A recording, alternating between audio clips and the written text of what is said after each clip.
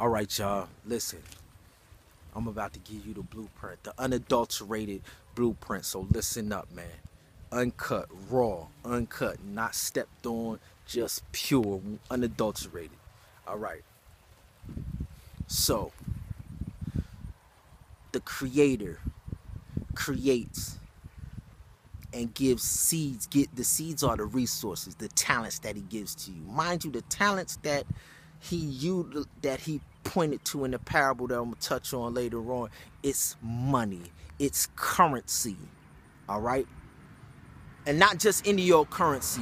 It's the currency that the kings of the day carried around. This is not what the poor people carried around. The talent is what the kings carried around. All right, so listen. God gives resources, right? He plants seeds in every one of his created beings. Those are resources. Those are your talents. And each and every one of us has received a measure of talent in our life. And we all are responsible for that talent, right? To double it and flip it. But not just to flip it for our own use. It's supposed to be flipped. Everything that's given to us is a talent and a resource that's meant for someone else. Every single talent that you have was meant and designed to go to somebody else. But then there's also a devourer, right? 1 Peter 5 says, be sober and vigilant. For your adversary, the devil, is a roaring lion, walking around, seeking whom he may devour. Revelation 12 said that there was war in heaven. Michael and his angels fought against the dragon and his angels, and he was cast out, right? And it said, woe unto the inhabitants of the earth, because the devil knows that he has a short time. So there's a devourer, but there's a physical devourer, which I just showed you. And then in Daniel chapter 7, it talks about a spiritual devourer. It said the fourth beast that had teeth of iron went about to devour all of the nations. In the dream that Daniel saw, the fourth beast had teeth of iron, and it devoured the whole world, this fourth beast. And that's the spiritual devourer. So now, here's the formula. In Malachi chapter 3, God said, ye are cursed with a curse, for you have robbed me, even this whole nation. Wherein have we robbed thee? In tithe and in offering. Right? He said, bring ye all the tithe into the storehouse, that there may be meat in my house. Bring ye all the tithe into the storehouse, that there may be meat in my house. And then he said, prove me now herewith. Prove me. Test me. See if I don't do this next thing that I'm going to tell you. He said, prove me now herewith, saith the Lord of hosts, that I will not open up the windows of heaven and pour you out a blessing, that there shall not be room enough to receive it. And then he said, and I will, not you, not Abraham, not I'm going to raise up Joshua. He said, and I will rebuke the devourer for your sake. I will. He already used his commander-in-chief name. He said, saith the Lord of hosts. That's Michael. When Michael goes to war, he already defeated the devourer one time. We just said Michael and his angels went to war against the dragon and his angels and cast him out. Right? So he said, saith the Lord of hosts, I will rebuke the devourer for your sake. So he says, I got a training program for y'all. Tithe is the training program. Tithe is the training program to teach y'all how to take what he give you and then give it back, give it out. It's the training program, and y'all tripping off the little 10%. Y'all tripping off the 10%. That's the training program to show you how to get the windows of heaven residual income. He's trying to put you on the payroll. He said, I done gave you the resource and I'm expecting a return, but you can't flip it because the devourer is on your head. The devourer is eating up your income. He's eating up the the blessing and the resource that I gave you, and you in a tug of war with the devourer, and you can't win. He's saying, tag me. It's two of them. It's a physical devourer that we just talked about, and it's a spiritual devourer. It's two of them. This is a tag team match. You trying to do a tug of war with two niggas. You holding on to nothing. You holding on to crumbs. He like, just let it go. Give it up. I gave it to you to give to somebody else. If you gave it up and then tag me in, I will come in and rebuke the devourer. And I'll crush that Negro. I'm talking like this because I've been given the power to demolish strongholds. 2 Corinthians chapter 10, verse 3 through 6. I embraced it 20 years ago. Rugged prophetic ghost, alienation. Though we live in this world, we do not wage wars this world does. The weapons that we fight with are not the weapons of this world. On the contrary, my weapons have divine power to demolish strongholds. I demolish arguments and every pretension, that's every imagination that sets itself up against the knowledge of God. And we take captive every thought to make it obedient to Christ. And we will be ready to punish every act of disobedience. Once your obedience, the sons and daughters of God, once your obedience is complete.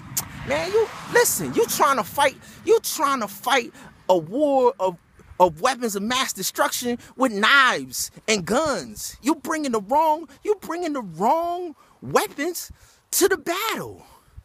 You can't sit in here and wrestle and tug of war with the devourer. He said, I will rebuke him. But you sitting in the ring trying to do it yourself, holding on to that little penny ante job, going out there trying to strike. The devourer is on your head. They got this capitalistic society set up so that you are destitute. He's eating like a cankerous. He's eating up your wealth. And then this how they beat y'all on the head. This how y'all beat y'all on the head. They come and hit y'all, right? These, I call them Chino, Christians in name only. Chino comes and beats you in the head and he tells you this lie. He says, money is the root of all evil. He tells you money is the root of all evil. So y'all all run around like we all supposed to be destitute. We all supposed to be destitute. We can't have no money. When the Bible say, I wish above all things that thou mayest prosper and be in health, even as your soul prosper. I wish above all things that thou mayest prosper. He said, I wish that you may have life and have it abundantly. And I will do exceedingly abundantly above all that you could ask or think. Does that sound destitute to you? You not meant to be broke. But you got the devourer on your head, and you can't get him off until you give. That's it. You got to give. Give. That's it. Give. Not 10%. Not 15%. We way past 15%. We on 100% giving. Right? Listen, that's where the blessings come at. You got to be on 100% tithe. 100%. That's what I'm challenging you. You want them to demolish them strongholds in your life, get on 100% tithe. And I'm gonna prove to you that's where it's at. Abraham, right? When he seen Melchizedek, he ain't had no problem with the 10%. He broke Melchizedek off with the 10% off rip. It was nothing. Right? Where Abraham had to challenge, and see, this is the thing about giving, y'all. Y'all gotta learn this, and I'm gonna let y'all go. Listen. Giving is the training program to establish your faith in the promises of God. I'm going to say that again. Giving is the training program to establish your faith in the promises of God. Check it out. Here go Abraham. Abraham's known as the father of faith, right? Right? But God had made him a series of promises, right? But Abraham struggled with them promises. Abraham struggled with it. God told him, take your wife Sarah. He didn't say take Hagar. He said take your wife Sarah. And I will show you a land, right? Go to a land that I will show you. I'm going to give you that land. And I'm going to make you the father of many nations with your wife Sarah. Right? So they getting older, They come up on Egypt twice. They get to Egypt. And he's shook because he think cause Sarah is so fine. She's such a beautiful black Nubian ebony sister, right? That Pharaoh, he feel, is going to take him and do him bodily harm and take his wife, right? But if God promised that I'm going to make you a great nation, you and your wife Sarah, how can you even think that Pharaoh going to be able to do anything? He can't, right? Remember, this is the father of faith. It's happened 2 times. God had to intervene and put all type of plagues on the Pharaoh. Pharaoh like, dude, all you had to do was tell me it was your wife. You lying, telling me it's your sister. What you lying for, homie? I asked you who is this? It's my sister. Now you outside the gate sick. Like, I hope he don't tap that. Like, come on, man. This the father of faith. So listen, this is the lesson though, y'all. This is the lesson. So he does that twice. Then later on, he realizes, man, I ain't had a son yet. And then he looks at his dude, Eleazar from Damascus. He like, Lord, like you said I was going to be the father, but the dude who running my house, he not even my own child. He's still struggling, y'all. He's still struggling with the promise. It ain't about how many times you stumble. It's about if you get it right. So then he has Isaac. He's blessed to have Isaac. And then God like, all right, you had him in your old age. You 100 years old. Now kill him. Yeah. But Abraham had got it. Abraham had overcome and conquered that thing. And he believed that if I do sacrifice him, God can give me another one. He will give me another one because he made me that promise. He finally got it. And when God knew that Abraham wasn't going to withhold nothing from him because he believed in the promise, he was willing to give all to God 100% time. Y'all not hearing me, yo. Y'all not hearing me. Y'all playing, y'all giving out of y'all abundance, and y'all not even giving, and y'all struggling. The devourer is on your head. He's killing you, and you gonna die if you don't give.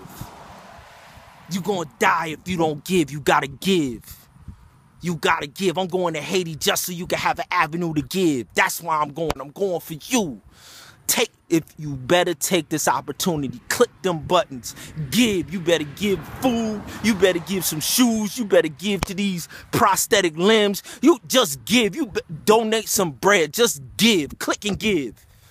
Each day, every day we here, click and give. It's a brand new level of outreach, y'all.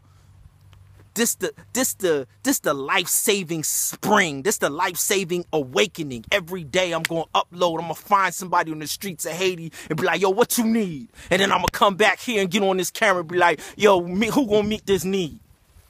Who going to click this button and meet this need? They need to get up out these streets. They need shoes. They need food. Who going to meet this need?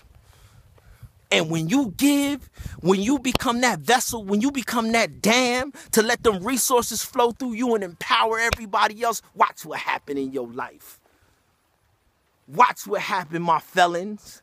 Watch what happen, my prostitutes. Watch what happen, my drug addicts. Watch what happen, my businessmen and women out there cruising through the 47%, that middle 47 percentile.